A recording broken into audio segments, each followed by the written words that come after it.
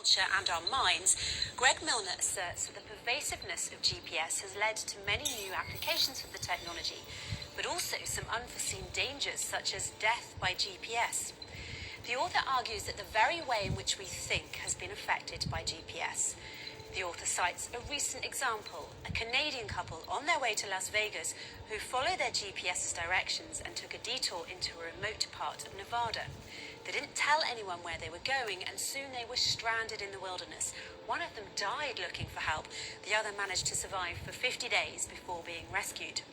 Milner says, whenever anyone hears one of these death by GPS stories, I find that the first thing you ask is, what was going on in their heads? How could this happen?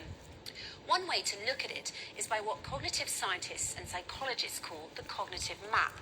That's our sort of innate, ingrown ability to understand our surroundings and where things are in relation to other things. Now, as anyone who uses GPS to get around, especially in a strange area, knows, you don't need that part of your mind to really do that. You don't need context, you just need to follow those directions. And so as a consequence, you don't really have to know whatever's going on around you. Then the author goes on to say some have even expressed concern that the ubiquity of GPS is changing the way modern people think. The author concludes his article by sharing some sage advice.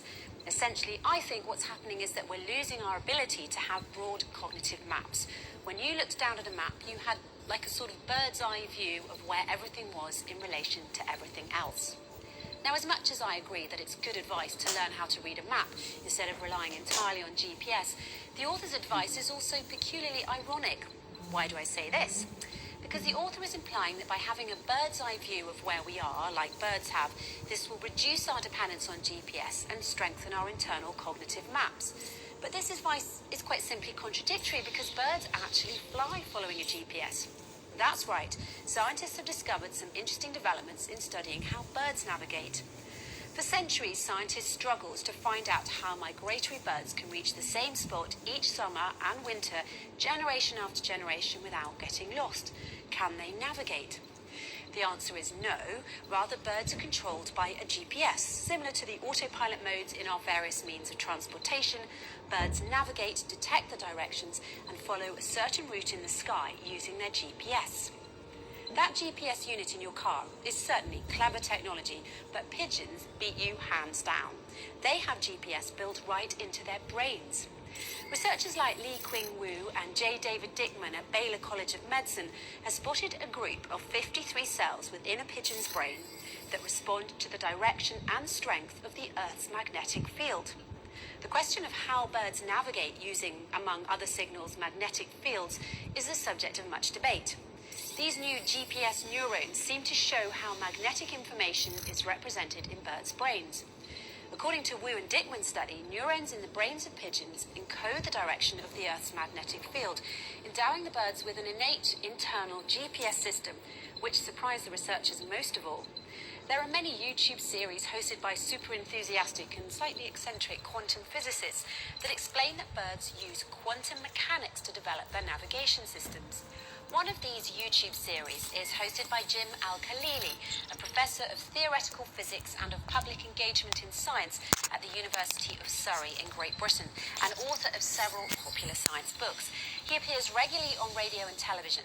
In 2007, he was awarded the Royal Society Michael Faraday Prize for Science Communication. Professor Jim Al-Khalili spoke about one of these migratory birds, the European robin, and how this species may be relying on the quantum entanglement to develop its navigation systems. He said what's becoming increasingly clear is that the humble European robin finds its way south from Scandinavia to the Mediterranean every winter by following and seeing the Earth's magnetic field, and it does this with special molecules, light-activated proteins inside its retina called cryptochrome. In brief, flying birds are not flying haphazardly. They are controlled by a built-in GPS, just like today's autopilot function, which is controlled by GPS as well. Science proves that the birds navigate by following and seeing the Earth's magnetic field as a guide. This means they know which way that magnetic field is pointing without a compass. So just as Greg Milner feared, when you follow a GPS, you are a follower being controlled by a machine. Despite the fact that you have a mind, you are usually choosing not to use it. Birds, likewise, due to their built-in GPS, are controlled and are not flying on their own. This was a surprising discovery for scientists and physicists. But you know what's even more surprising? The Holy Quran, which was written 1400 years ago, told us that it is one of God's signs that the birds in the sky are controlled. In chapter 16, verse 79, the Quran says, "Do they not look at the birds? They are controlled in the air of the sky. Nothing holds them aloft but the power of Allah. Verily in this are signs for those who believe." It seems Albert Einstein was right when he said his famous line, "God does not play dice with the universe."